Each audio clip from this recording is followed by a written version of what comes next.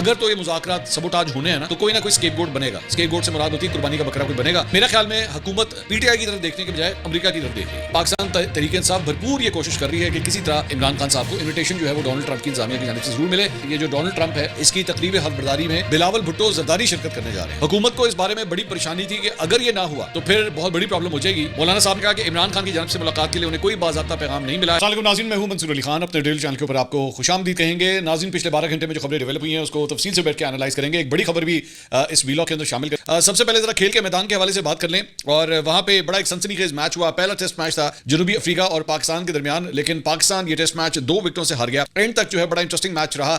खास तौर पे मतलब पाकिस्तान ने जो है वो कोशिश की कि साउथ अफ्रीका को जो है वो रोक लिया जाए, लेकिन 148 रन का ये हदफ था। उन्होंने 8 विकेटों के नुकसान पे पूरा किया। चौथे रोज उन्हें मजीद 121 रन दरकार थे और पाकिस्तान को कामयाबी के लिए 7 विकेटें चाहिए थी, लेकिन पाकिस्तान की जानिब से अच्छा फाइट बैक किया गया। लेकिन अनफॉर्चुनेटली बात जो है वो वहां तक नहीं पहुंच सकी। मोहम्मद अब्बास ने अलबत्ता बड़ी शानदार किस्म की बॉलिंग की। उन्होंने 6 विकेटें हासिल की और मैं अब्बास की जो लाइन और लेंथ मैं देख रहा था, जाहिर बात है उनकी लाइन लेंथ जो है वो बिल्कुल एक्यूरेट लाइन और लेंथ थी। बल्कि कमेंटेटर्स ये कह रहे थे कि मोर देन 70% जो है वो बिल्कुल एक ही एरिया के अंदर जो है इनका जो है वो इनकी लाइन वहीं पे रहती है। तो ये बड़ी एक्यूरेसी होती है। और अफसोसनाक बात यह है कि अब्बास जो है वो सही तरह पाकिस्तान को जिस तरह उन्हें यूटिलाइज करना चाहिए था, मेरे ख्याल में पाकिस्तान उन्हें यूटिलाइज नहीं कर सका। और अब जब साउथ अफ्रीका के अंदर उन्हें मौका मिला तो उन्होंने अपने जौहर भी दिखाए हैं। मेरे ख्याल में थोड़ा सा 19-20 का ही फर्क रह गया था। मैं नहीं समझता कि पाकिस्तान की इस हार के ऊपर जो है कोई बहुत ज्यादा अफसोस करने की जरूरत है, क्योंकि एक बड़ा टफ मैच था। साउथ अफ्रीका का दिन था और उस दिन जो है वो जाहिर बात है वो ले गए। इवन दो एंड में बिल्कुल आखिर में बड़ी जल्दी उनकी विकेटें गिरी, लेकिन आखिरी 2 विकेटें जो है वो लेना पाकिस्तान के लिए मुश्किल हो गया था। So overall I think it was still a good result. Pakistan ने जो है वो इससे पहले व्हाइट वॉश भी किया है साउथ अफ्रीका को वनडेज के अंदर, लेकिन टेस्ट के अंदर अभी एक और टेस्ट मैच जो है अभी रहता है। लेट्स होप कि उसके अंदर पाकिस्तान जो है वो जरूर कामयाबी हासिल करे। अच्छा जी, एक बड़ी खबर जो है जो आ रही है, हमने पिछले दिनों से कई दफा आपके साथ इसका जिक्र भी किया है कि डोनाल्ड ट्रंप की तकरीब हल्फबरदारी जो है वो 20 जनवरी को होने जा रही है। और हमने आपके साथ ये भी खबर शेयर की थी कि पाकिस्तान तहरीक इंसाफ भरपूर ये कोशिश कर रही है कि किसी तरह इमरान खान साहब के लिए जो है वो इन्विटेशन उन्हें मिल जाए। पाकिस्तान तहरीक इंसाफ को या इमरान खान साहब को इन्विटेशन जो है वो डोनाल्ड ट्रंप की इंतजामिया की जानिब से जरूर मिले। और वहां पर पाकिस्तानी निजात जो मुख्तलिफ अफराद हैं उनके साथ राब्ते भी किए जा रहे हैं पीटीआई की जानिब से, और उन्हें कहा जा रहा है जिन के उनको लगता है कि रिपब्लिकन के साथ या डोनाल्ड ट्रंप के साथ कोई ताल्लुकात हैं, तो उन्हें कन्विंस करने की कोशिश की जा रही है कि किसी तरह वहां से कोई ना कोई हमें इन्विटेशन मिल जाए। लेकिन अब जो एक बड़ी खबर आई है वो खबर दी है सीनियर एंकर पर्सन और सहाफी इफ्तिखार अहमद साहब ने, और उन्होंने ये कहा है कि जनाब ये जो डोनाल्ड ट्रंप है इसकी तकरीब हल्फबरदारी में बिलावल भुट्टो जरदारी शिरकत करने जा रहे हैं। अच्छा, बिलावल भुट्टो जरदारी जो है वो ज़हन में रखिएगा कि इस वक्त उनके पास कोई ओहदा नहीं है, वो फॉरेन मिनिस्टर भी नहीं है, वो उनके पास किसी किस्म का कोई ओहदा नहीं है। लेकिन वो पहले जब पीडीएम की गवर्नमेंट थी तो उस वक्त फॉरेन मिनिस्टर थे, और मेरी इतलात के मुताबिक इससे पहले भी पीडीएम की गवर्नमेंट आने से पहले भी मेरा ख्याल में शायद उन्होंने साल में 3 या 4 चक्कर भी अमेरिका के लगाए थे। तो पाकिस्तान पीपल्स पार्टी जो है वो भी ट्रेडिशनली अमेरिका के अंदर उसके बड़े स्ट्रॉन्ग कॉन्टेक्ट्स रहे हैं। और ये मैं आपसे बात नहीं कर रहा, ये मैं मोहतरमा बेनज़ीर भुट्टो के दौर से बात कर रहा हूं कि तब से भी इनके बड़े स्ट्रॉन्ग कॉन्टेक्ट्स थे। और बल्कि जब मोहतरमा बेनज़ीर भुट्टो जब आ रही थी पाकिस्तान तो उसके अंदर परवेज मुशर्रफ के साथ डील करवाने में भी अमेरिका ने बड़ा एक अहम रोल अदा किया था। तो बिलावल भुट्टो जरदारी भी जो है वो फॉरेन पॉलिसी के मैटर्स के अंदर जो है काफी मुतहरक रहे हैं। तो ये इफ्तिखार साहब ने ये खबर शेयर की है, और जाहिर बात है किसी और सोर्स के पास ये खबर नहीं है, ना ये मेरी खबर है, ये इफ्तिखार अहमद साहब की खबर है। तो अगर तो ऐसा होने जा रहा है तो ये एक बड़ी डेवलपमेंट है, और मेरा नहीं ख्याल कि हुकूमत को इसमें कोई प्रॉब्लम होगी कि अगर बिलावल भुट्टो जरदारी, क्योंकि जाहिर बात है ये हुकूमत जो है वो बिलावल भुट्टो की सपोर्ट से या पीपल्स पार्टी की सपोर्ट से ही खड़ी हुई है। तो अगर वो जाके पाकिस्तान की नुमाइंदगी वहां पे करते हैं तो ये भी कोई छोटी बात नहीं होगी, काफी बड़ी बात होगी। लेकिन the biggest $1 million question is कि क्या पीटीआई को या इमरान खान साहब को जो है इन्विटेशन वहां से आता है या नहीं आता है। एक और बड़ी इंटरेस्टिंग डेवलपमेंट जो है इस मामले पे हुई, और वो नुसरत जावेद साहब ने जो है वो की रिचर्ड ग्रेनल जो है वो उसके हवाले से आप जानते हैं कि पिछले कई दिनों से बड़ी कंट्रोवर्सीज चल रही हैं कि, और कहानी स्टार्ट होती है जब जियो ने बेसिकली एक खबर लगाई थी, और रिचर्ड ग्रेनल को के हवाले से उसने लिखा था कि जी जियो ने लिखा था कि जी हम जिन्स परस्त शख्स जो है वो इसे डोनाल्ड ट्रंप ने जो है ये ओहदा दिया है, तो उनकी पहचान जो है वो हम जिन्स परस्ती जो है वो बना दी गई। तो तब से उसके बाद रिचर्ड ग्रेनल जो है वो काफी एक्टिव रहा है पाकिस्तान के मामलों के अंदर, कम से कम उसका ट्विटर अकाउंट। तो मैं ये क्यों कह रहा हूं, मैं आपको बताता हूं। नुसरत जावेद साहब ने इसके ऊपर एक्चुअली ट्वीट किया, उन्होंने कहा some tech savvy friends must check. I seriously feel that PTI has set up a bot which seems to be responding actively and getting a trend going to attract attention, showing how aligned the incoming administration is with the party. The alleged bot is using the name of Richard Grenell with or without his consent. इसमें नुसरत जावेद साहब कह रहे हैं कि जी उन्हें लगता है कि बॉट जो है ना, बॉट बेसिकली एक आप समझ लीजिए कि आर्टिफिशियल तरीके से जो है वो ट्वीट्स की जाती हैं इस सॉफ्टवेयर के जरिए, और उन्होंने कहा कि लग रहा है कि ये उसके अकाउंट को, रिचर्ड ग्रेनल के अकाउंट को जो है वो कोई यूटिलाइज कर रहा है, और वो पीटीआई के हक में जो है वो ट्वीटें करता है और पीटीआई के लिए जो है वो ये सारा कुछ कर रहा है। अच्छा, ये नुसरत साहब पहले शख्स नहीं है जिनकी जानिब से ये एतराज किया गया है। मुस्लिम नून से ताल्लुक रखने वाले बहुत से कारकुनों की जानिब से, सपोर्टरों की जानिब से भी जो है बार बार ये एतराज किया गया कि ये रिचर्ड ग्रेनेल का अकाउंट जो है ना, ये वो खुद नहीं चला रहा, कोई और चला रहा है, और इसके हवाले से मुस्लिम कंस्पिरेसी थ्योरीज भी दी गई, सारा कुछ किया गया। लेकिन रिचर्ड ग्रेनेल ने उसके बाद एक इंटरव्यू दिया रिसेंटली, और उसके अंदर उसने वही सारा कुछ कहा कि जी इमरान खान की रिहाई होनी चाहिए, और वो सब कुछ जो कुछ उसके ट्विटर अकाउंट पे नजर आ। तो मेरा मैं नुसरत साहब सीनियर सहाफ़ी हैं, काबिल एहतराम हैं, लेकिन मैं थोड़ा सा इख्तिलाफ यहाँ पे करने की जसारत करूंगा, और वो ये है कि एक शख्स का अगर ये बिल्कुल वही वाली सिचुएशन एक्चुअली बन गई जो इमरान खान साहब के जो गैर मुल्की जरीदे होते थे उनको इंटरव्यूज के हवाले से होता था। आपको याद होगा कि मैंने उस वक्त भी ये बात की थी कि भाई एक इंटरव्यू छपा है, ठीक है, इमरान खान के नाम से छप रहा है, अगर इस पे कोई एतराज कर सकता है तो वो इमरान खान कर सकते हैं, कोई और किस तरह करे? जिसके नाम से मंसूब करके एक चीज चलाई जा रही है, वो एतराज करे कि नहीं जनाब ये मैंने नहीं कहा, ये मेरे अल्फाज नहीं है, ये इंटरव्यू गलत छपा है, 2 नंबर छपा है, तो सब कुछ ठीक है, तब तो एतराज बनता है। तो इसी तरह यही फॉर्मूला मेरी नजर में रिचर्ड ग्रेनेल के हवाले से भी है कि अगर उसका अकाउंट बॉट यूज कर रहा है, जिस तरह नुसरत साहब कह रहे हैं, या कोई और यूज कर रहा है या वो खुद यूज कर रहा है, व्हाटएवर इज द केस, उसको तो कोई इतराज नहीं ना, मतलब वो इतना कुछ छूना काका तो नहीं है कि वो बैठ के और खास तौर पे कर कहां पे रहा है इलॉन मस्क के मतलब प्लेटफॉर्म के ऊपर, जो खुद एक ट्रम्प सपोर्टर, ठीक है, बल्कि वो एक किस्म का उसकी एक किस्म का क्या उसकी एडमिनिस्ट्रेशन का हिस्सा है। तो उसके अकाउंट को अगर कोई बॉट इस्तेमाल कर रहा है या 2 नंबर तरीके से इस्तेमाल कर रहा है, तो उसने एक फोन इलॉन मस्क को करना है और वो अकाउंट ही बंद हो जाना, उसमें तो कोई इशू नहीं है, कोई प्रॉब्लम ही नहीं है। सो मेरा नहीं ख्याल कि ऐसी कोई बात है। और दूसरी बात यह कि रिचर्ड ग्रेनेल जो है वो उसने फिजिकली आके मुख्तलिफ इंटरव्यूज के अंदर भी उसने यही पोजीशन ली है जो वो ले रहा है। अब आप उसकी बात से इख्तिलाफ करें या व्हाटएवर, या आप ये भी बेशक एतराज कर दें कि जनाब ये लॉबिंग का चक्कर है, ये पैसों का चक्कर है, व्हाटएवर, वो उसके ऊपर डिबेट हो सकती है। लेकिन ये बात मेरी समझ से बाहर है कि ये कहा जाए कि नहीं ये अकाउंट इसके पास नहीं है और ये कोई और जो है इसको इस्तेमाल कर रहा है। मैं कह रहा हूं कोई भी कर रहा है, अगर आपके अकाउंट से कोई चीज लिखी जा रही है, बोली जा रही है, कोई नजरिया पेश किया जा रहा है, आप उसको ओन कर रहे हैं, आप उस पर एतराज नहीं कर रहे, तो फिर आप ही कर रहे हैं, फिर ये सिंपली आप ही कर रहे हैं, फिर लेफ्ट राइट नहीं होता, फिर ये नहीं कह सकते नहीं वो मेरा अकाउंट तो मेरे पास नहीं था। ही कैन डू इट, मतलब वो बिल्कुल फर्स्ट क्लास है, ये नहीं है कि वो कोई बेड रिटन है या कोई हॉस्पिटल के अंदर है कि वो जवाब नहीं दे सकता, वो खुद बोल दे भाई ये अकाउंट मेरे पास नहीं है। खैर, इसके अलावा जनाब एक और जो खबर आई है वो मौलाना फजल रहमान साहब के हवाले से आई है, और मेरे ख्याल में हुकूमत और मौलाना फजल रहमान के दरमियान जो एक बड़ा ब्रेक थ्रू है। आप जानते हैं कि बेसिकली मदरसों की रजिस्ट्रेशन के हवाले से जो है वो कुंडी फंसी हुई थी, और मौलाना साहब जो है बड़े तपे हुए थे उसके ऊपर, और हुकूमत जो है वो मौलाना साहब को मनाने की बड़ी कोशिश करती रही। मोहसिन नकवी साहब उनके पास गए, बिलावल भुट्टो उनके पास गए, आसिफ अली जरदारी से उनकी मुलाकात हुई, शहबाज शरीफ से उनकी मुलाकात हुई, हर कोई कोशिश कर रहा था कि मौलाना जो है वो मान जाए। अल्टीमेटली जो है वो अब कोई सेटलमेंट हो गई है, और आसिफ अली जरदारी साहब के पास पहले जब ये बिल जो है वो भेजा गया था तो उस वक्त उन्होंने साइन करने से इनकार कर दिया था और इसे वापस भिजवा दिया गया था। लेकिन अब आसिफ अली जरदारी साहब सदर मुमलिकत, उन्होंने सोसाइटी रजिस्ट्रेशन एक्ट 2024 के ऊपर दस्तखत कर दिए हैं, और गजेटेड नोटिफिकेशन में बताया गया है कि सदर के दस्तखत के बाद दीनी मदारिस की रजिस्ट्रेशन का बिल जो है वो अब कानून बन गया है। और तर्जुमान कौमी असेंबली सेक्रेटेरिएट ने कहा है कि जी दीनी मदारिस की रजिस्ट्रेशन का मामला इफ़ाम और तफहीम से हल कर लिया गया है। कानून के तहत दीनी मदारिस की रजिस्ट्रेशन सोसाइटी एक्ट के मुताबिक होगी। और चंद रोज पहले बेसिकली इस मामले पे वज़ीर आज़म शहबाज शरीफ की और मौलाना फजल रहमान की आपस में मुलाकात हुई थी, और उसमें यकीन दहानी करवाई गई थी मौलाना को कि जनाब ये चीजें सेटल हो जाएंगी, आप बेफिक्र हैं। हुकूमत को इस बारे में बड़ी परेशानी थी कि अगर ये ना हुआ, अगर ये चीज हाथ से निकल गई तो फिर बहुत बड़ी प्रॉब्लम हो जाएगी। और एक तो मतलब ये गंडापुर साहब जो है बार बार एहतजाज कर रहे थे, तो अगर मौलाना ने भी ये काम शुरू कर दिया तो बहुत बड़ी प्रॉब्लम हो जाएगी। तो खैर अब इस मामले को जो है वो रिजॉल्व कर लिया गया। इसकी अंदर की डिटेल्स जो आई हैं वो ये है कि मदारिस जो है वो सोसाइटी रजिस्ट्रेशन तरमीमी बिल के निफाज से पहले कायम हुए हैं वो 6 माह में रजिस्ट्रेशन करवाएंगे, और जो दीनी मदारिस इस बिल के बाद कायम होंगे उन्हें 1 साल के अंदर अंदर अपनी रजिस्ट्रेशन करवानी पड़ेगी। और जिन दीनी मदारिस के 1 से ज्यादा कैंपसेस हैं उन्हें सिर्फ एक रजिस्ट्रेशन की जरूरत होगी। हर दीनी मदरसा अपनी सरगर्मियों के सालाना रिपोर्ट रजिस्ट्रार को जमा करवाएगा। सोसाइटीज रजिस्ट्रेशन तरमीमी बिल के मुताबिक हर मदरसा अपने हिसाबात का ऑडिट करवा के ऑडिट रिपोर्ट रजिस्ट्रार के पास जमा करवाएगा। कोई भी मदरसा शिद्दत पसंदी, मजहबी मुनाफरत पर मबनी मवाद शाया करेगा और ना ही उसे पढ़ाया जाएगा। हुकूमत के लिए एक्चुअली जो टाइट स्पॉट ये था कि इन मदरसों को जो है वो बिल्कुल भी खुली छूट नहीं दी जा सकती, क्योंकि मामला जो है वो फैटफ का भी आता है। इवन तो हुकूमत on the face of it से एक्सेप्ट नहीं कर रही थी, लेकिन हमारे पास जो ऑफ द रिकॉर्ड जो हमारे साथ डिस्कशन होती थी उसमें मामला फैटफ का ही था कि फैटफ जो है वो ये चाहता था कि आप इनके ऊपर जो है एक चेक एंड बैलेंस रखें, इनकी फाइनेंसिंग कहां पे हो रही है, ये पैसा कहां पे खर्च कर रहे हैं, इनकी मूवमेंट कहां पे हो रही है, इनके बैंक अकाउंट्स का ऑडिट होना चाहिए, इनके जो लेजर्स हैं उनका भी जो है प्रॉपर एक ऑडिट होना चाहिए, इनको खुली छूट नहीं मिलनी चाहिए। तो अगर ये चीजें सेटल हो जाए और पुरम तरीके से हो जाए तो बहुत अच्छी बात है। मेरे ख्याल में हुकूमत ने एक बड़ी टेंशन जो है वो अपने सर से उतार मौलाना के साथ जो है ये सेटलमेंट करके। मौलाना साहब ने एक्चुअली गुफ्तगू भी की है मीडिया से। उन्होंने कहा कि इमरान खान की जानिब से मुलाकात के लिए उन्हें कोई बाज़ाब्ता पैगाम नहीं मिला है, और अगर इमरान खान मिलना चाहेंगे तो भी हम सोच समझ कर फैसला करेंगे।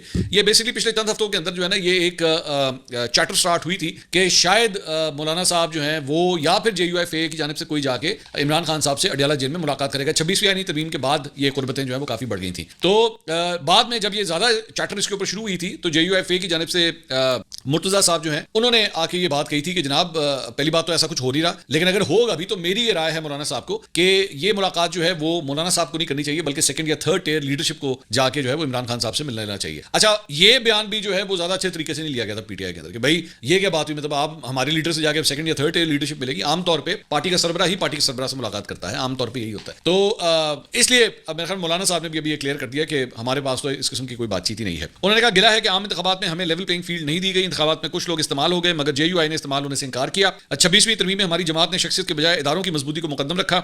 मदारस की रजिस्ट्रेशन पर तयशुदा मामला को खामखा छेड़ा गया। खैबर पख्तूनख्वा में हुकूमत की कहीं रेट नजर नहीं आ रही। DI खान, बन्नू और टांग कमलन दहशतगर्दों के हवाले है, जबकि टांग से अदालतें और सरकारी दफातर भी DI खान मुंतकिल हो रहे हैं। ये बड़ी सीरियस बात है। मौलाना साहब जिस तरफ इशारा कर रहे हैं, लॉ एंड ऑर्डर की सिचुएशन जो है वहां पे वाकई बहुत खराब है। और ये अब से नहीं, हम देख रहे हैं पिछले कई महीनों से हम ये एक सिस्टमैटिक लॉ एंड ऑर्डर की सिचुएशन खराब करने की जो है पूरी स्कीम नजर आ रही है कि वहां पे ये सूरत हाल है। लेकिन मेरे ख्याल में इसमें सूबाई हुकूमत के साथ साथ वफाकी हुकूमत भी इसकी जिम्मेदार है। दोनों हुकूमतें जिम्मेदार हैं। लॉ एंड ऑर्डर वैसे प्राइमरली जो है वो तो जो सूबाई हुकूमत होती है उसका सब्जेक्ट बनता है, लेकिन जब मामला दहशतगर्दी का आता है तो सिर्फ सूबाई हुकूमत उसके लिए जिम्मेदार नहीं होती, उसको उसके सदेबाब के लिए उसमें वफाकी हुकूमत को भी अपना किरदार अदा करना पड़ता है। नेक्टा वगैरह के जरिए ये सारा रोल उन्होंने भी अदा करना होता है। अच्छा जी, इसके अलावा जनाब शौकत यूसुफजई साहब पाकिस्तान तहरीक इंसाफ के रहनुमा, उनकी जानिब से और शेख वकास अकरम, इन दोनों की जानिब से जो है वो कुछ बयानात सामने आए हैं मुज़ाकरात को लेकर। ज़हन में रखिएगा कि आने वाले हफ्ते के अंदर जो है वो ऑपोजिशन ने यानी कि PTI ने अपना चार्टर ऑफ डिमांड जो है वो हुकूमत के हवाले करना है। तो शौकत यूसुफजई ने कहा है कि जी हुकूमत मुज़ाकरात पर विकेट के दोनों तरफ ना खेले। उन्होंने वीडियो बयान जारी करते हुए कहा कि हुकूमत को मुज़ाकरात करने हैं तो खुले दिल से करे, हम हुकूमत से मुज़ाकरात मुल्क के मफाद में कर रहे हैं। उन्होंने कहा कि इमरान खान ने कोई NRO नहीं मांगा। ख्वाजा आसिफ और गवर्नर फैसल करीम कुंडी के बयानात समझ से बालातर हैं। इसके अलावा शेख वकास अकरम साहब ने ये ट्वीट किया 6:30 बजे। उन्होंने कहा जी हुकूमत की सफ़ों में मौजूद मुंह की किसी मोहलिक बीमारी में मुब्तला ज़हनी मरीज मुज़ाकरात को सबोताज करने के लिए एड़ी चोटी का जोर लगा रहे हैं। अच्छा, ये शेख साहब ये जिस किस्म की ज़बान इस्तेमाल कर रहे हैं ना, मतलब मुंह की मोहलिक बीमारी में ये सबोताज करने की कोशिश कर रहे हैं, ये मैंने आपको पहली बात बताई थी कि DG ISPR की प्रेस कॉन्फ्रेंस के बाद जो है ना वो मूड काफ़ी ख़राब हुआ, खासतौर पर PTI के कैंप के अंदर कोई ज़्यादा अच्छा मूड नहीं है। तो इसीलिए ये जो है वो अब अगर तो ये मुज़ाकरात सबोताज होने हैं ना तो कोई ना कोई स्केपगोट बनेगा। स्केपगोट से मुराद होती है कुर्बानी का बकरा कोई बनेगा जिसके ऊपर इल्जाम आएंगे कि भाईजान ये आपने किया था, ये आपका कसूर है, आपकी वजह से मुज़ाकरात का अमल जो है ना वो सबोताज हो गया। मैं आपको अपनी एक टेक बता दूं, ये मेरे एनालिसिस हैं, हो सकता है ये ठीक ना हो, जाहिर बात है मैं भी एक इंसान हूं, लेकिन मेरा ख्याल में हुकूमत PTI की तरफ देखने के बजाय अमेरिका की तरफ देख। अगर तो वहां से प्रेशर ज्यादा आ गया, अगर तो वहां से जिस तरह रिचर्ड ग्रेनेल भाई का अकाउंट जो है वो बार बार ट्वीटें करता है, तो अगर तो ये सिलसिला जो है वो प्रैक्टिकली भी शुरू हो गया कि US एम्बेसी की जानिब से या डोनाल्ड ट्रंप की इंतजामिया की जानिब से इस किस्म की वाकई हवाएं चलना शुरू हो गई, तो फिर तो ये मुज़ाकराती अमल जो है ना मेरा ख्याल में उसे काफी एक्टिव कर दिया जाए। लेकिन अगर वहां से सत्य खैराने कोई मसला नहीं, कोई परेशानी वाली बात नहीं है, तो फिर ये जो PTI का मुज़ाकराती अमल जो एक स्टार्ट हुआ है इसे खुडे लाइन लगा दिया जाएगा। फिर मैं नहीं समझता कि इसके अंदर जो है कोई जान बचेगी। लेकिन जाहिर बात है PTI अपनी भरपूर कोशिश कर रही है कि हुकूमत के ऊपर जो है वो कम से कम अमेरिका से, वाशिंगटन से जो है वो हर किस्म का प्रेशर के ऊपर डलवाया जाए ताकि मामला जो है वो सेटल हो सके। अलबत्ता कुछ फैक्ट्स एंड फिगर्स जो है वो सामने आए हैं और रिपोर्ट ये हुआ है कि जनाब बैरून मुल्क मुकीम पाकिस्तानियों की तरसीलात ज़र यानी कि रेमिटेंसेस जो 2024 में है उसमें 31% इजाफा हुआ और जनवरी से लेकर नवंबर 2024 तक 21 अरब 5 करोड़ डॉलर जो है वो पाकिस्तान भेजे गए हैं। सऊदी अरब से जो है वो पाकिस्तान में सबसे ज्यादा यानी 7 अरब 29 करोड़ डॉलर जो है वो भेजे गए और ये पिछले साल इसी अरसे से 38.7% ज्यादा है। मुत्तहिदा अरब अमारात में से जो है वो पहले 11 माह में 6 अरब 15 करोड़ डॉलर जो है वो रेमिटेंसेस भेजी गई और ये इसी अरसे में जो है वो 55% ज्यादा है। और बरतानिया में मुकीम पाकिस्तानियों ने 4 अरब 71 करोड़ डॉलर भेजे हैं।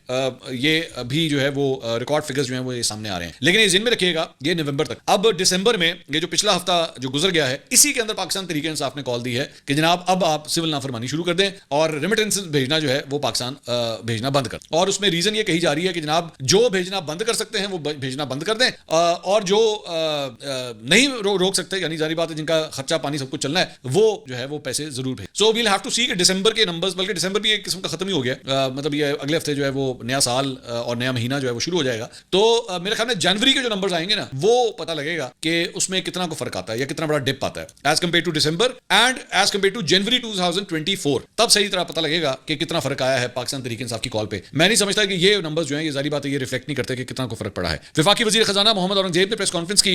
उन्होंने कहा मुल्क के मसाइल ज्यादा हैं, हमारे पास जादू की छड़ी नहीं है कि सब एकदम ठीक हो जाए, तमाम कोशिशें जारी हैं। आने वाले दिनों में शरह सूद सिंगल डिजिट की तरफ जाएगी। हमारा बजट बनाने का तरीका फरसूदा है कि लोग इस्लामाबाद आकर 2-3 माह बैठ जाते हैं और हम वहाँ उनकी कुछ बातें सुनते हैं, कुछ नहीं सुनते, फिर अपीलें आती हैं। इस तरह मुल्क 3-4 माह के लिए मुंजमद हो जाता है। आपका काम है कारोबार पर तवज्जो देना है, आप हुकूमत के साथ बात करें, इसके लिए हम खुद कारोबारी हजरात के पास हाजिर होंगे। हुकूमत की काविशों से मुल्क में मौशी इस्तेकाम आया है, जो सिर्फ हम नहीं कह रहे, आलमी ज़राए से ये बात सामने आ रही है कि महंगाई कहाँ थी और अब कहाँ 5% के करीब आ गई है, शरह सूद कहाँ थी और अब कहाँ खड़ी है। इन तमाम चीज़ों से मुल्क की मैशत का पहिया चलना शुरू हुआ है और उनका ये कहना है कि मोस्ट प्रॉब्ली इंटरेस्ट रेट जो है वो सिंगल डिजिट के अंदर आ जाएंगे। अभी तो डबल के ऊपर है, तकरीबन 13% के ऊपर है, लेकिन एक्सपेक्टेड है कि ये सिंगल डिजिट में जो है वो जरूर आ जाएंगे। अब जनवरी के अंदर जारी बात है एक नई मॉनेटरी पॉलिसी का ऐलान किया जाएगा, तो फिर इस बारे में पता लगेगा। अच्छा जी, इसके अलावा हनीफ अब्बासी साहब ने एक बड़ी इंटरेस्टिंग बात की है एक इंटरव्यू के दौरान। उन्होंने कहा फौजी अदालतों के लिए पीपल्स पार्टी ने हिमायत की, 26वीं तरमीम, चीफ जस्टिस और जजेस के मामले पर पीपल्स पार्टी ने हिमायत की। हर बुरे काम की बदनामी सिर्फ नून लीग के लिए नहीं बल्कि पीपल्स पार्टी के हिस्से में भी है। सो बेसिकली हनीफ अब्बासी साहब का कहना है कि मैनू कल ना कुछ ना कहो, मेरे साथ जो है वो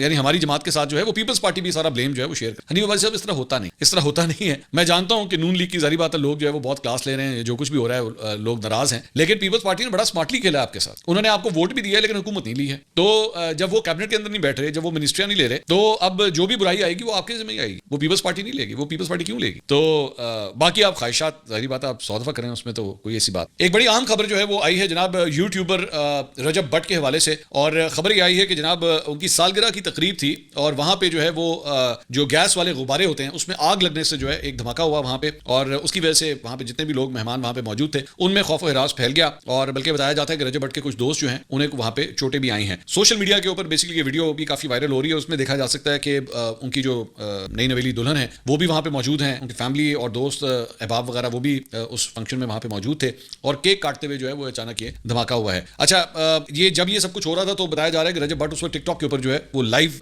थे, और जो लोग उस वक्त उनकी वीडियो देख रहे थे उन्होंने लाइव ये सब कुछ जो है वो देखा है। दिस इज वेरी डिस्टर्बिंग, और बल्कि मैं तो I can feel for the young man कि जब से उनकी शादी हुई है वो नई नई मुसीबतों में, मतलब पहले उनको शेयर देने के, वो किसी ने शेयर का तोहफा दिया था उसकी वजह से उन्हें गिरफ्तार कर लिया गया था, और फिर बाद में जब ये गिरफ्तारी हो रही थी तो फिर उनके ऊपर ये इल्जाम लगा कि उन्होंने गैर असलहा जो है वो गैर लाइसेंस याफ्ता असलहा जो है वो अपने पास रखा हुआ था। तो बहरहाल फिर शख्सी जमानत के ऊपर जो है उन्हें रिहा कर दिया गया। उसके बाद इनकी कि जी एक और मैंने देखा कि एक और जो है वो कंट्रोवर्सी स्टार्ट होगी कि जनाब रजब भट्ट जो है वो रजब भट्ट नहीं है, कुछ वकला जो है वो मेरे ख्याल में इस सिलसिले में उन्होंने कोर्ट से रब्ता किया। तो ये अब ये तीसरा वाकया है मेरे ख्याल में जो इनके साथ पेश आया है। तो I was feeling for the young man कि ये बेसिकली उसकी फेम है, उसकी फॉलोइंग है जो कि काफ़ी है, सारी बात है, लोग देखते हैं उसे, कुछ लोग उस पर क्रिटिसाइज भी करते हैं कि जनाब ये जो फैमिली व्लॉग्स हैं ये नहीं होने चाहिए, हर शख्स की अपनी राय है। मेरा इस पर एक मानना है कि वो जो भी कंटेंट बनाता है रजब भट्ट के हवाले से, वो जो भी कंटेंट बनाता है आपको नहीं पसंद, आपको कोई जबरदस्ती तो नहीं, आप देखें, आप खुद जाके क्लिक करते हैं ना, आप खुद जाके प्ले करते हैं, तो कोई जोर जबरदस्ती तो है नहीं। अगर आपको नहीं एक चीज अच्छी लग रही कि रजब भट्ट अच्छी वीडियोस नहीं बनाता, आप ना देखें, लेकिन देखना भी है और फिर क्रिटिसाइज भी करना है। तो मुझे तो लगता है कि जैसे क्रिटिसाइज करने के लिए भी कुछ लोग देख कि यार इसको ना हम क्लास लें और इसमें कोई ऐसी चीज निकालें जिसपे हम उसे बुरा भला कह सकें। मुझे भी हो सकता है, मैंने आज तक नहीं देखी, मैं आपको फ्रैंकली बताऊं, मैंने रजब भट्ट की आज तक कोई वीडियो नहीं देखी कभी भी, मेरा इंटरेस्ट नहीं। ये नहीं कि मुझे को रजब भट्ट से कोई मसला है, ऐसी बात नहीं है, मेरा इंटरेस्ट नहीं है। मैं ज्यादा करंट अफेयर्स पे, पॉलिटिक्स पे, इन चीजों के ऊपर, या बढ़िया दोगी तो क्रिकेट के ऊपर मुझे देखने का शौक है। मैं ये कंटेंट नहीं देखता, मुझे पसंद नहीं है, तो लेकिन लोग देखते हैं, लोगों की चॉइस है, वो जैसी मर्जी चीज देखना चाहे। सो मेरा ख्याल में I can feel for the young man, कोई बेचारा हर गुजरते दिन के बाद ना किसी नई प्रॉब्लम में फंस जाता है।